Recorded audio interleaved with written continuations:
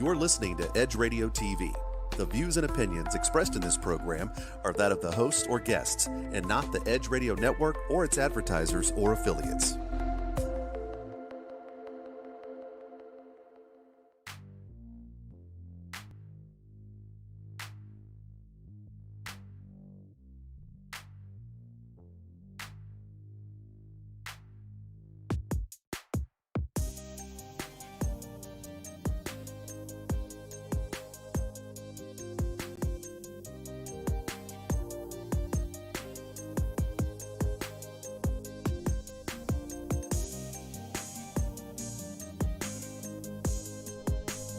So, what age should you be allowed to drive?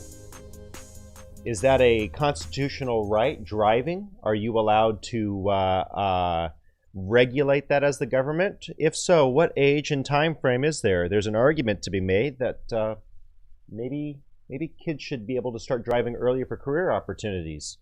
Then there's another argument that we should raise the driving age limit to 21 years old. Let's talk about that. My name is John-Arthur Fiala. This is When the Opinions Collide, and I'm joined today by none other than my father, John Fiala, paralegal and thought provocateur. He's got some interesting ideas. So, what do you think about that? Do you think we should raise the driving age limit? You think we should lower it? I think I already know your opinion, but go ahead and expound that. Those are all very, very good questions. And, to that end, as a jurisprudent, and that just means somebody who has a hobby of studying law, that's all jurisprudence means. That doesn't mean that jurisprudence is anything special or they're endowed with something from their creator, and such. It just means that we've got a hobby and it's law. But to that end, There's some interesting sides to that debate and that argument that are absolutely fascinating. And what's more important is that there's some issues that are legal and lawful that apply regardless of the nobility of some of the arguments that individuals would have. And over the years, some individuals, well-meaning as they may be, like you and I, have with arguments of extremely considerable nobility, may have an active... Let me break this down to fifth grade level, my level. You're saying some well-intentioned people have made laws. Yeah, legislators Sure. In different states that may have compromised or infringed on rights that were already protected. And so there's a lot weighing in the balance there that one has to consider, and there are some things that may be immovable that cannot be encroached upon. And to that end, today we'll delve into all of those. So, just again, let me break that down just so I understand you correctly. What you're saying is that some laws have been written under good intention, but they may or may not actually have standing as far as the Constitution is concerned. There are some rights that are indelible. They're endowed by the Creator, as noted in the Declaration of Independence. Are you intimating that the right to travel or the right to drive on the roads is one of those rights? Well, that's a very good question, and as you so carefully pointed out, there are rights that predate the legislation, and of that, even the Constitution, the Declaration of Independence is superior to the Constitution. And wait. Okay, you're using words here that you're going to have to define for those simpletons like me who are not our paralegals. Founding Fathers. You're saying superior. The Declaration of Independence. Are you saying that that's a foundational document for the Constitution? Absolutely. Okay, so keep going. It's a foundational Constitution. Our Founding Fathers, at the Second Continental Congress in July 4, 1776, they authored a document called the Declaration of Independence, and in the first paragraph of that, they indicate that we recognize that an individual man is endowed with inalienable rights by his creator, and in doing so with those exact words, they identified that there's rights that predate anything else that they're about to do or would be litigiously enacted subsequent to that. And then they used the word among these, indicating that the few that they listed are just a few from a larger group. And among these, the right to life, liberty, and pursuit of happiness. And the Constitution would later come into effect, and it wouldn't actually fully come into effect till the early 1800s. And the original 7 articles were indicated that they wouldn't come into effect to the early 1800s. And then after that, some of the amendments indicate that there was times where they would be implemented. So let's pull back from here and kind of zoom in on what we're talking about today, or what you were saying here. You're saying that because of this preceding document, the Declaration of Independence, the Constitution is founded on that. So you're building a case first that the Constitution is built on the Declaration, and all the laws that came after the Constitution and the Declaration are subsequently founded upon those laws. If there's anything that differentiates from the Constitution or from the Declaration, from the character, tone, tenor, and letter, you're saying that it is null and void, is what I assume you'd be saying. So that brings us to the question at hand. You still haven't answered my question, or at least given me a brief answer before your explanation. What are you saying that this has to do with driver's licenses? Well, that's a very good question, and you know, sometimes it's better to give the foundation, and you know, they say one picture is worth 1,000 words, and it's better to give a foundation and let the listener make the judgment. Sure. But if you want to take an opinion and go ahead and put it in the super collider here, to just throw out a case study here, if you're the judge and I get the dubious honor and privilege of appearing for you before the court, that for no state driver's license, the question I might ask you is, Your Honor, a license is permission to do something that's otherwise illegal, correct? And the response would be correct. And then the Bill of Rights, or the Declaration of Independence, identifies certain inalienable rights, and to exercise those, to be able to do that, I'd have to have the right to travel. And under a statute called 18 U.S.C. 242, 18 U.S.C. 242. USC it doesn't stand for University of Southern California, and it is also a United States code. It says to deprive somebody of their civil rights under color of law is a felony, and it's potentially punishable by death. And so you're saying, Your Honor, that if a license is permission to do something that's otherwise illegal, that I can't go to work on Monday or church on Sunday or go shopping on Wednesday night, or if my son cuts his foot on or daughter cut their foot on a glass bottle, that I can't take him to the hospital because I don't have a driver's license? Would that be considered a felony under 18 U.S.C. 242 and a deprivation of civil rights? And that would be the simplest. So your answer to the original question would be that there is no precedent, or no, let me rephrase that, there's no standing for a law regulating individuals to have a driver's license for private transport. Well, is that what you're saying? I would like to say that, and other folks have spoken differently. And well, what are you saying? Actually, it's not me. It's the law, and the Constitution is making it very clear. There is no legal standing to prevent somebody from driving, and saying that because you don't have this license, you can't go to work on Monday or church on Sunday or go shopping on Wednesday or take a family member to the hospital in an emergency. There is zero standing. If I have to look at it from a jurisprudence point of view, I can only look at it one way, strictly through the law, and I have to start the top down, and there is no standing. So what about the laws that we put in place? We've decided because we're a constitutional republic, we've elected individuals to go and represent us in our state and federal legislature bodies, right? And they've come up with the rules of 14, 16, 18 for the age limit to be able to drive. In a moment, we're going to come back and we're going to ask why they don't have the right to change the law on that. But with that said, we are at a break. We'll be back in just a few minutes. This has been When Opinions Collide. I'm your host, John-Arthur Fiala, joined by John Fiala, none other than my father. Look forward to seeing you on the other side.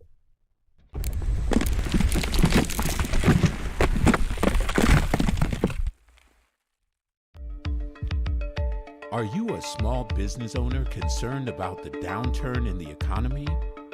Top business leaders like Mattress Mac and Warren Buffett will tell you that now is the time to promote your business more than ever.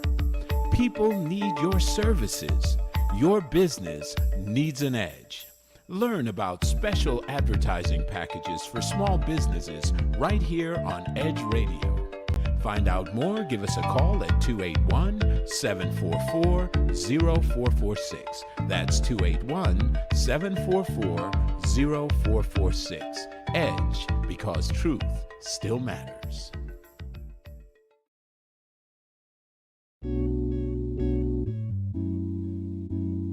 Aren't you tired of not getting what you want in bed? Are you ready to spice things up behind those closed doors? Woo! We're here for you every hump day at 7 p.m. This is Sex on the Edge with Jen and Hen. I'm Jennifer Reeves. And I'm Hendrix Scott, and we are professional licensed sex therapists.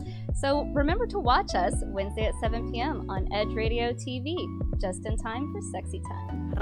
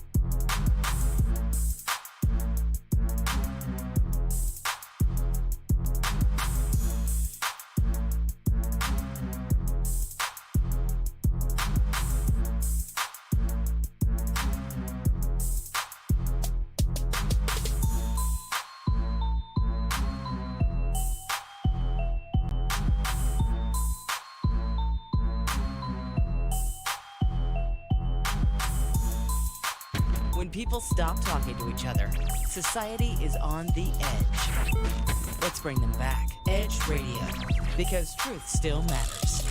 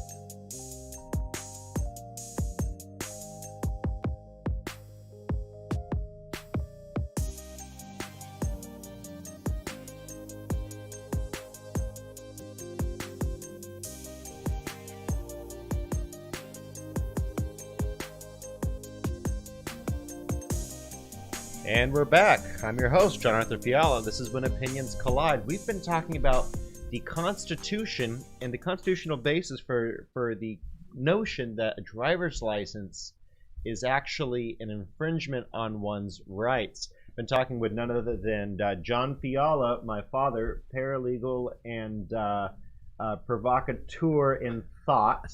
And we're also now joined by Oscar Hines, also another thought provocateur. I love it. Provocateurs always get in trouble, don't they? Don't they, John? Nothing will admit you in public, Than ever. So, with that said, my father was making the case that you don't actually need to have a driver's license, but I was bringing up the counter that our legislative bodies have actually come up with these laws, and what do these laws protect us from, per se? Like what's the purpose and intent of these? Gosh, well, I would imagine with a driver's license, the intent is so that that unlicensed driver doesn't kill someone. You know, my level of comfort with someone driving a 3-ton machine is that they know what they're doing. So the question then becomes, is there proper preparation, proper training before someone is certified to operate a motor vehicle, especially under the circumstances of intoxication, all those things? So that, I guess my question really revolves around that, because that to me is what legitimizes the necessity of a driver's license. So let's bring that question up. How do you, if you say that there's no constitutional foundation or basis for a driver's license, but our legislators are trying to protect us from folks who do not know what they're doing on the road, what's the counter to that from a constitutional standpoint? How do you prevent people from wreaking havoc on the road? The driver's license is there to prevent reckless drivers from being able to continue to drive. That's a very good point. And your case in point is made very well with the city of Chicago. Originally, in 1893, they back when most vehicles, horseless carriages as they were steam powered, and these things could get away from you, and that steam could build up and kersplooey, and you could do damage that transcended not just what was around your vehicle, but down the block. And so talk about something getting interesting and entertaining very quickly. You know, when the pressure, that funny little gauge gets to the end and bends the pin over, and all of a sudden rivets start leaving, that's kaboom. That's a genuine hazard to the public consideration. Yes. And so the city of Chicago was the first one in 1893 to ever require a driver's license for anything. It was and it was specifically for steam-powered vehicles. And then the next time we see any legislation coming out is in New Hampshire in 1903, when in exchange for 10 cents, you could get a driver's license, and they mailed it to you. Oh. There was no verification of skills or legal understanding. There was nothing. It was a form of taxation. And later on, the city of New York, the state of New York, picked up the same, and then in 1913, the state of California also did, and it was a form of taxation. Now, New York, when they implemented driver's licenses, originally it was not for individuals really per se. It was just for safety. It was all taxation, and by the time we got 33 states on board, it was still all taxation. And then we come back to the state of New York, where they started saying that truck drivers, they're driving something that's not 2,000 or 4,000, and back then the vehicles didn't weigh near what they do now. Sure. But we had trucks, tractor trailers that weighed 40, 60, 70,000 pounds. And if one of those got out of control because somebody was not driving properly, in the interest of the public trust and the public safety, they started implementing for truck drivers. But it wasn't really wholly for safety. It was all about taxation back then. And somebody argued out the back door that it was for safety.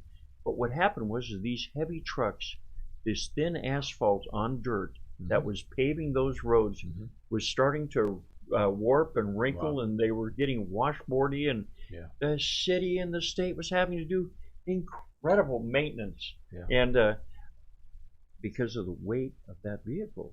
And so to that end, it's still a taxation issue. And later on, to what we find is that certain states began to migrate, saying it's a public safety issue. That but isn't it? Everything is a public safety issue. There is nothing that isn't a public safety issue. Everything is. And to that end, it says we establish this Constitution in common law, meaning that it's almost a buyer beware kind of law that establishes it, meaning that if you injure somebody, you're responsible to them.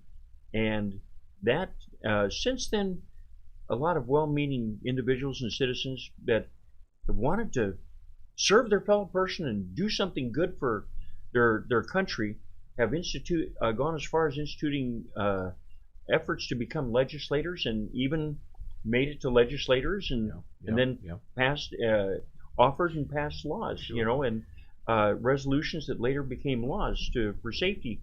But originally, it was all about taxation. See, now I get that. I get that in the preliminary stages, the taxation might have been the case. But when you have somebody operating, as you said, a 40,000-pound vehicle, I want to know that they are going to be sober. There's no alcohol involved. That's really important.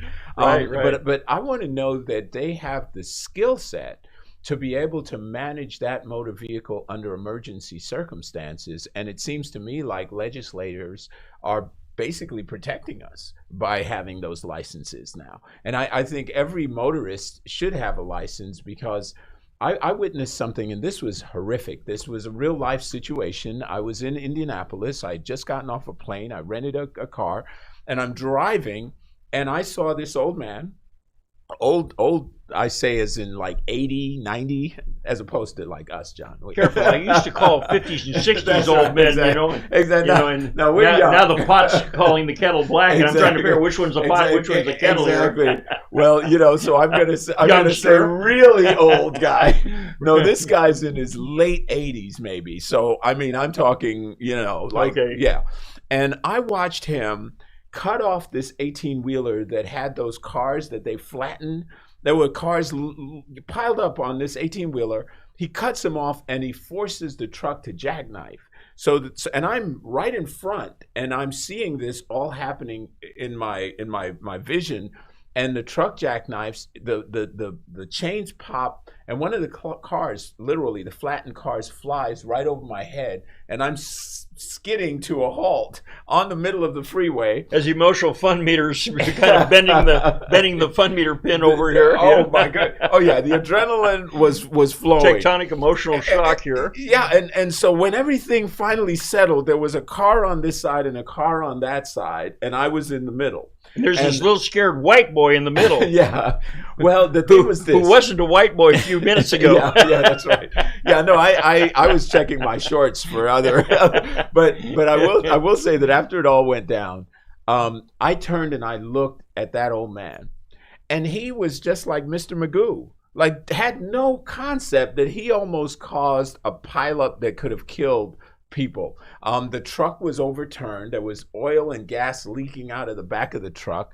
I run over to help the man. He kicks out the window. He's an older guy too, sturdy older guy. Kicks out the window and says, "He cut me off." I said, "I saw it. I saw the whole thing." I said, "But here's my card. I don't live in the city, but if I need to sign an affidavit or something, I will."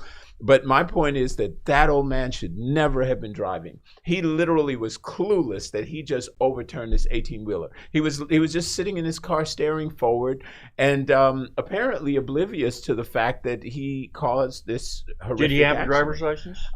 I suspect he did. I didn't stay around and check, but someone like that should have gotten their license revoked a long time ago. So that brings up a really interesting question.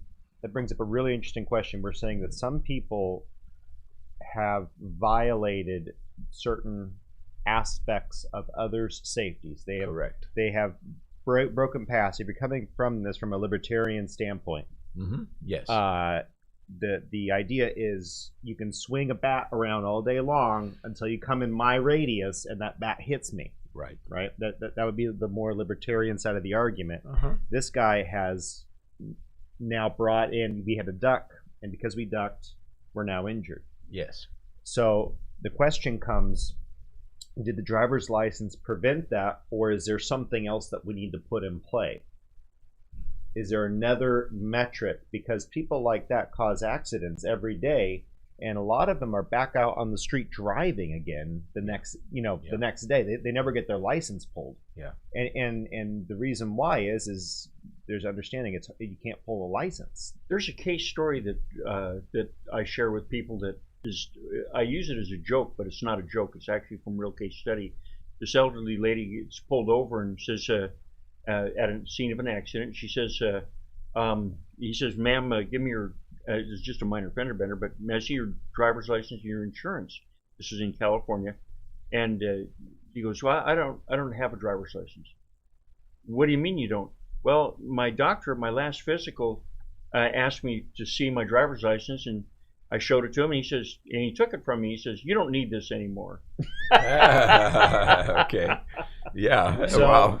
We'll talk about that more in just a moment. I'm getting the high sign from Mr. Producer over here. We'll go ahead and be back in just a moment after this quick word from our sponsors. Thank you for joining us. This has been When Opinions Collide.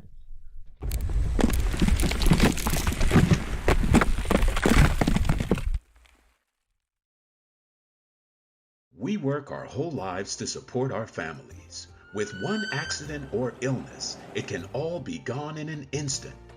Now there's a smart, affordable way to protect your family. Go to findhealthbenefits.com and discover low-cost life insurance for as little as $2 per month. Add to that a tax-deferred annuity that can help you protect your assets and grow your money for retirement.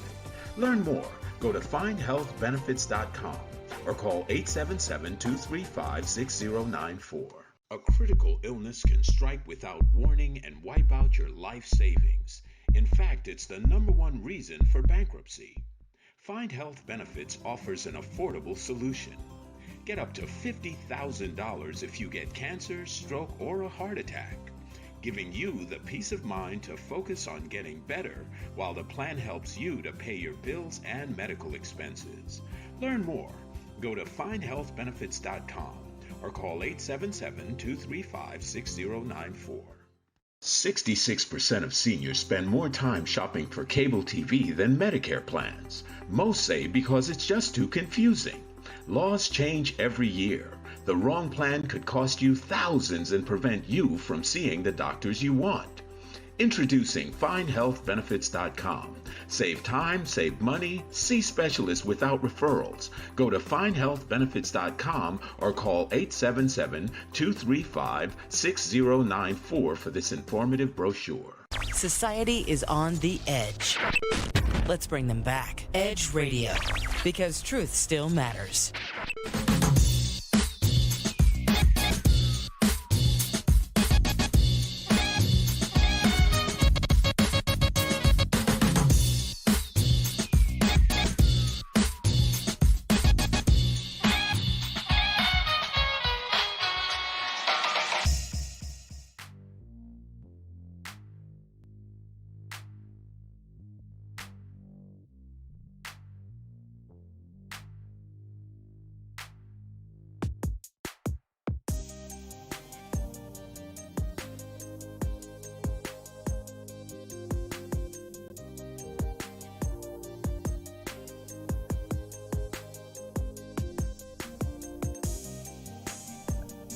And we're back. So, again, I'm your host, John-Arthur Fiala. I've been joined by Oscar Hines and none other than John Fiala. Yes.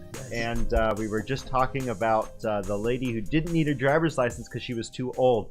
Do individuals who are at a certain age or a certain lack of capacity, does having a license prevent them from being on the road in such a way that they don't create the pileup we were talking about before the break? We were just leaving off with a little story and a joke. What in this idea that this notion that a constitutional right to drive, or right to travel rather, how do we protect against, say, elderly or say very young, if you have an 8-year-old?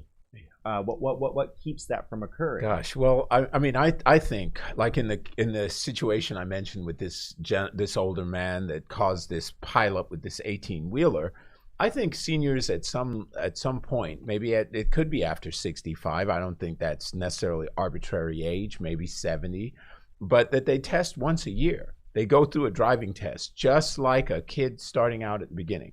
Why? Because I want to know your reflexes, your eyesight, your hearing, the things that are necessary. I'm a motorcycle rider.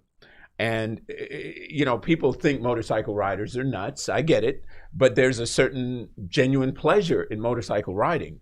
And Does that make me nuts also? That makes you nuts. Rider? You are nuts like I am. You've always been. I love it. But you know what? We know the freedom and the beauty and the expression of having a powerful bike under us. But we also know that there are people that are driving out there that are completely unawares, that literally can take our lives because they're just not paying attention. I see a little sign that says, "Look twice, there's a life depending on it." I love that because it brings it to your consciousness. And I'm very respectful of riders. I listen. My bike makes a lot of noise, so usually you can hear it. But let's say somebody's got a hearing issue. Let's say they can't. Huh? Let's say, what'd you say? Huh? Let's say that's a problem. Mm-hmm. We should know that, because if I blow my horn or if my motorcycle is roaring and they just can't hear it because they're hard of hearing, they can still take my life. They therefore really should not be driving at that point, because they pose a risk to the public. Just like somebody who's abusing alcohol.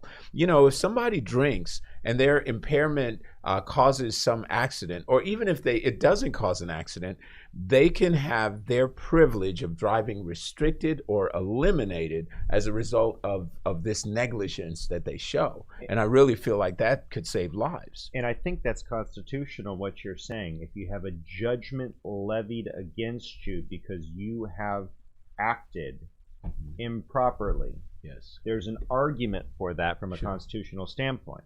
Yeah. But in the constitutional standpoint, what prevents individuals who are incapable, or what would discourage individuals who are incapable from driving well, from being allowed to drive, or being allowed to put other people at risk? That's a good question. Like we were discussing at the break, when my adopted grandmother was 94, she was still driving daily, and she was still a current certificated commercial pilot for the FAA, and she still flew regularly.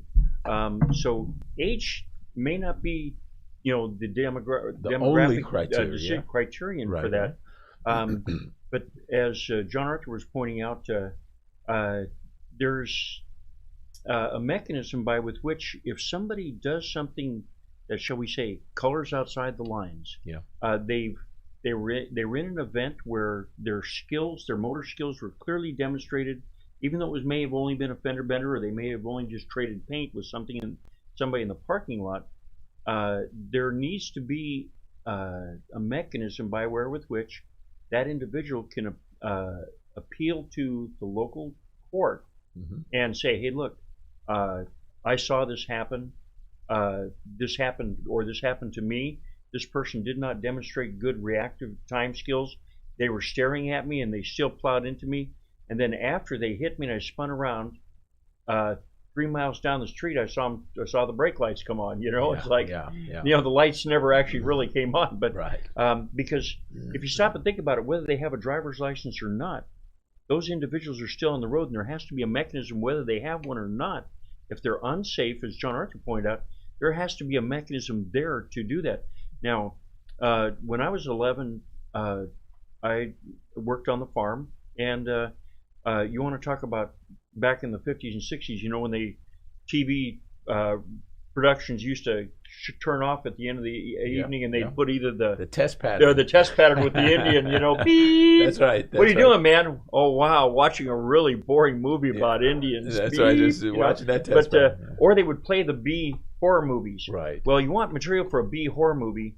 Picture an 11-year-old in a white cab over Kenworth with a pulling triple 48 grain trailers, and back then the maximum set was 70,000 per set. 22.7 miles from the farm to the elevator on the interstate.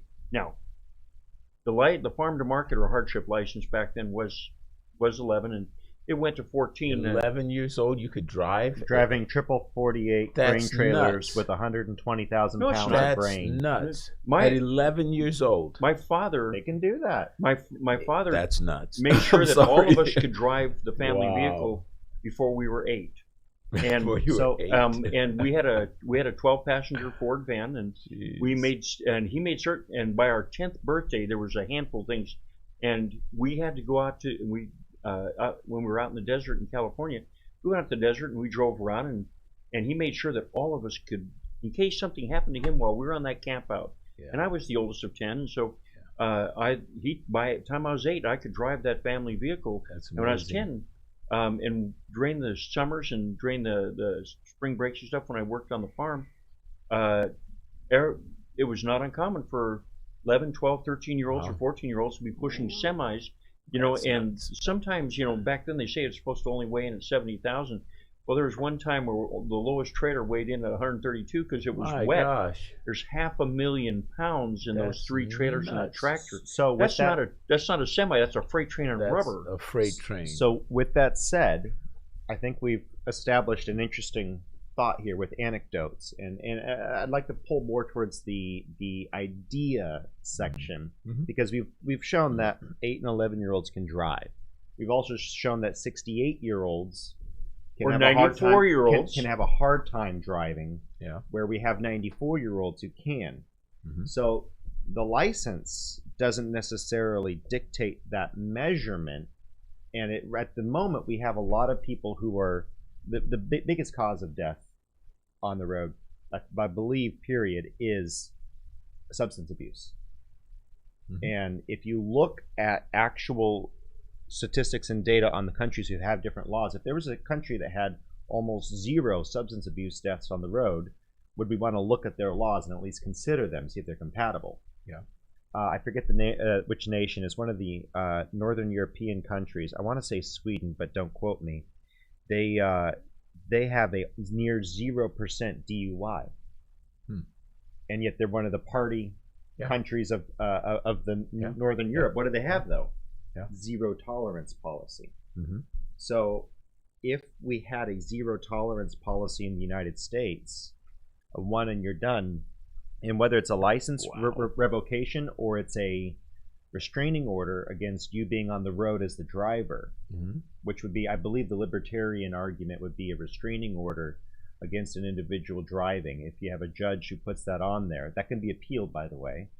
But if it makes sense, and if the jury says, well, you plowed into a school bus and killed 3 kids, you're never getting out. Now, of course, I think that should have a higher than a one and done.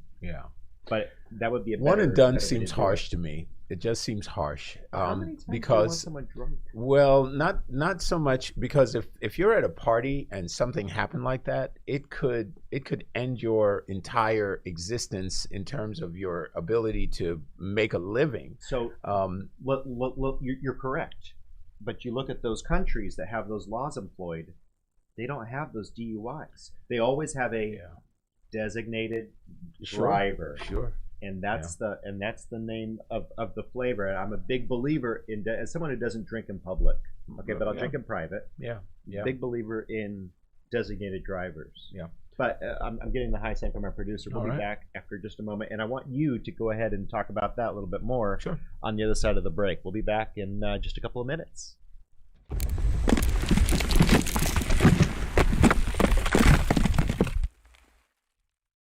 Edge Radio TV is holding auditions for new show hosts. Are you a subject matter expert, professional, influencer, book author, thought leader, or business owner with an educational or motivational platform? Then we want to meet you. Send a link of some of your work to edgeradio20@gmail.com and be sure to put audition in the subject line. Join the Edge Radio TV family. Edge TV, because truth still matters.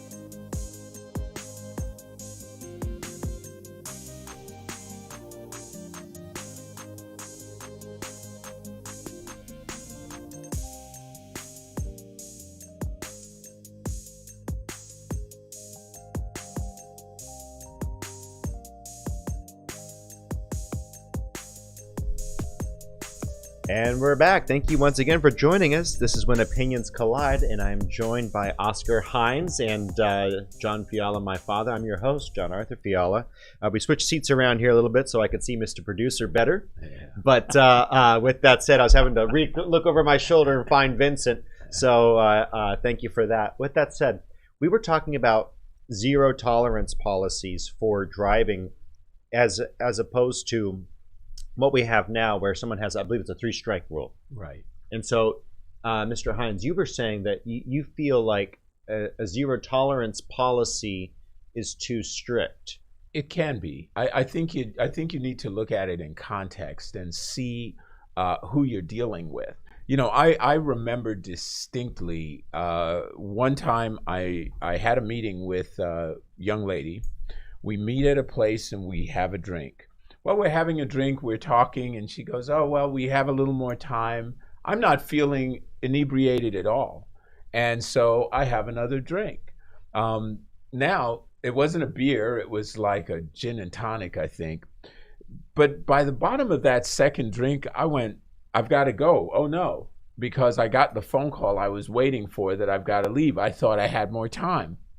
And all of a sudden now, I've got to go, and I'm like, I feel a little woozy kind now. of wobbly. I feel a little, well, you know, it's a weird thing with me. I mean, I'm pretty much in control of my physiology most of the time, so I didn't feel like I'm always in control. Yeah. Even when I'm not in Even control. When you're not in control. No. Well, I didn't feel like I couldn't drive. I didn't feel impaired like I couldn't drive. Impaired but I people remember, don't. Well, that's true, but it's a judgment call. Because if I feel to some degree that I can't, I'm not getting on the road. You know, I just bought it at that time. I just bought a new BMW, and that thing was quick. And I remembered the minute that I got on the freeway, I said, "Up, let me get over this lane." Zzz, and I hit the gas, and boom, red and blue lights are behind me, and I'm going, damn. And I know that I'm a little inebriated. So I take a nice deep breath, wait for the officer to come. I said, "Good evening, officer. And may I ask why you stopped me? I was just entering the freeway." And, you know, I did it in my best radio voice. Right? The guy looks at me and he goes, "Well, you know, actually, you didn't use your blinker." I said, "Sir, you're correct. I did not. My apologies." He said, "License and proof of insurance." Yeah. I hand it to him. And he says, "Well, I'm going to have to write you a summons for this." I said, I understand. I didn't use my blinker. And I tried to remain as calm as possible under those circumstances and not say, "You know, I've been drinking." No. You know how sometimes when you have one of those moments where you're out of your head. And I said, nope, not going to say that. And the guy comes back after he writes the ticket, and I'm like, "Okay, just let me go, buddy." And he hands me, he says, "You know, you're one of the nicest guys I stopped this evening." And I almost said, "Yeah, because I've had a couple." Excellent. No, No. I thought it. I didn't say it. But I do think, and I know that's a little bit of an offbeat thing, but I'm a guy that does not drive intoxicated. I can be that designated driver if I need to. I say if I need to. I generally will have a drink, but no more than 2 ever for me. But I think if you just have a zero tolerance, you have to acculturate. I agree, 100%. To have that. And it has to Americans are not acculturated like that. They drink agree. right behind the wheel, and they don't give a damn, and they ain't gonna give a damn. And that's exactly it. We have this culture where it's okay to drink and drive because you still have 2 strikes. It's one of those things where if the law is set up, and don't get me wrong, there's room, but especially after an accident has been caused. I'm not a really big fan of no-cause pullovers. Okay, you have to actually. I'm not a fan of speeding laws. Reckless endangerment, however, is an interesting standard, one that needs to be created. But if I were to put a point on it, a finer point, I try not to do this too often, but if I were to put a fine point on it, I would say, if you have a law in place that makes it possible to prosecute individuals, see, you didn't hurt anyone. Mm-hmm. Is my thought. Yeah. If you cause an accident, and that's where I think the O2 meter comes in, only after, or the breathalyzer yeah. comes in only at that point where you have caused an accident, and now you are culpable for intent because you got behind the wheel knowing that you were inebriated, you didn't control yourself, and you hit someone. That would be where I would imagine the finer line would be. And it's a matter of culture. Yeah. Americans are not acculturated that way. As a matter of fact, and John, you and I can testify that before we wore seatbelts, it didn't matter that you drank and drive. I mean, you literally would be right in front of a cop drinking, and they didn't care as long as you didn't hurt anybody. Where that changed was in the 70s. Yep. They had Mothers Against Drunk Driving, MAD. Yep. MAD. And once MAD started, it ushered in this era of now I'm not advocating drinking and driving, and I hope no one misconstrues that, because it's horrible, especially if someone loses, a family member. But I saw a little blurb on Facebook or Instagram, and it showed police officers hiding behind obstacles with their radar. Yeah. And it says, and it had a simple caption that says, anytime the motto is to serve and protect, but they hide from you, that's a problem.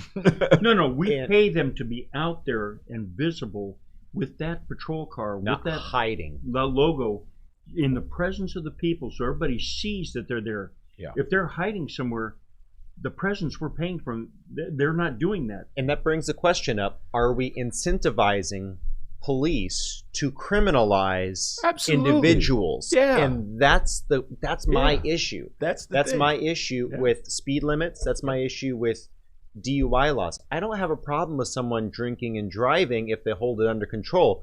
But why did MAD come up? Yeah. Because they saw no resolution for their challenge. Yeah. They saw no remedy, and it sounds a lot like some of the other things that we can talk about. Police brutality was something that we've have been in the mix before Black Lives Matter was a codified movement. Right. But I get that you can piss a cop off. See, the thing was, and that this, I don't know. I won't get over this shy bashfulness. Well, I won't be. Yourself. So last. Let me just tell you. Well, no, let me just say this, because I could have been screwed, blued, and tattooed just last week. I was with a friend. I was driving a $200,000 M6 BMW. This thing was laid out.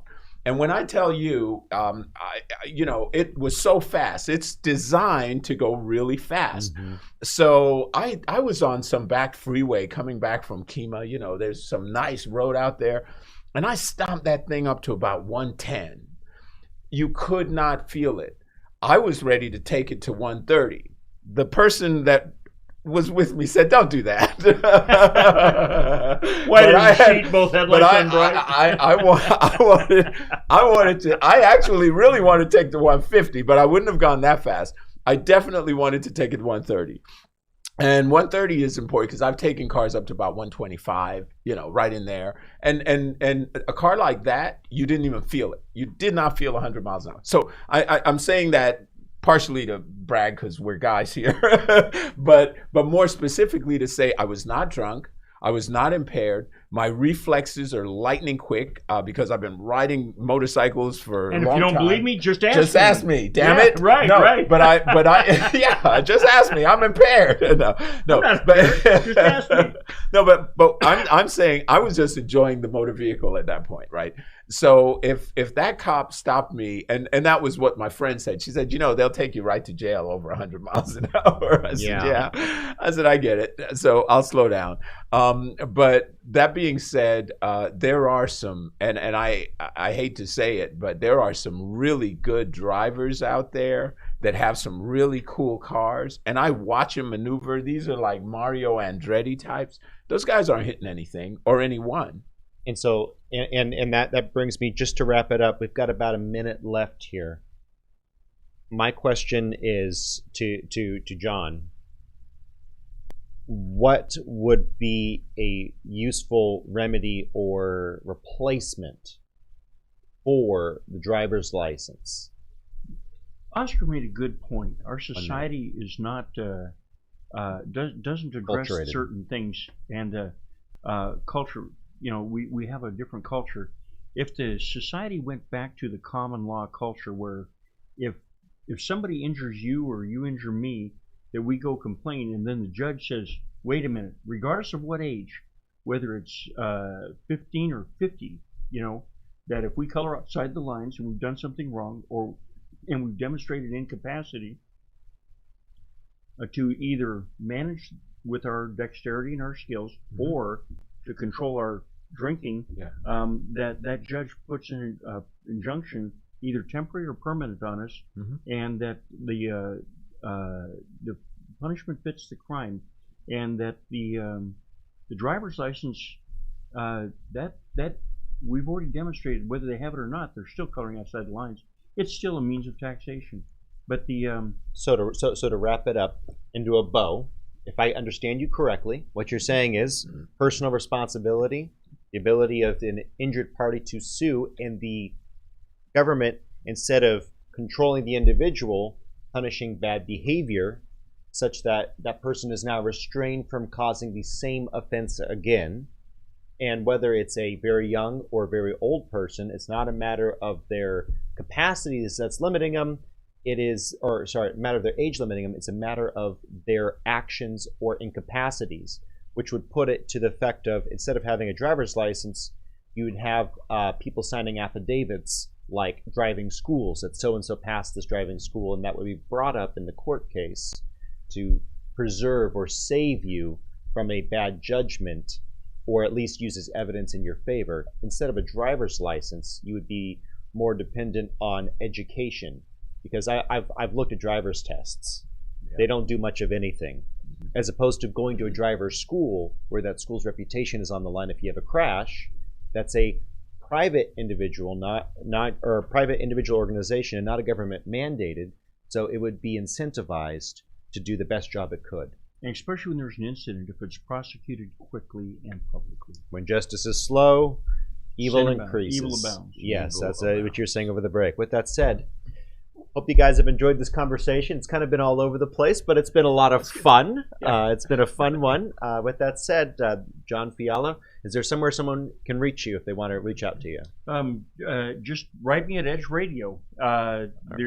It'll be up on the screen after a little bit there. All right. If you have any questions, it'd be my honor and privilege to follow up. And Mr. Hines, anywhere people can reach you? Sure, OscarHines.com. Just All go right. to OscarHines.com. That's where you find all my stuff, guys.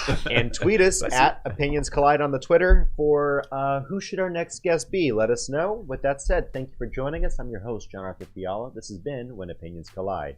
Signing off for now.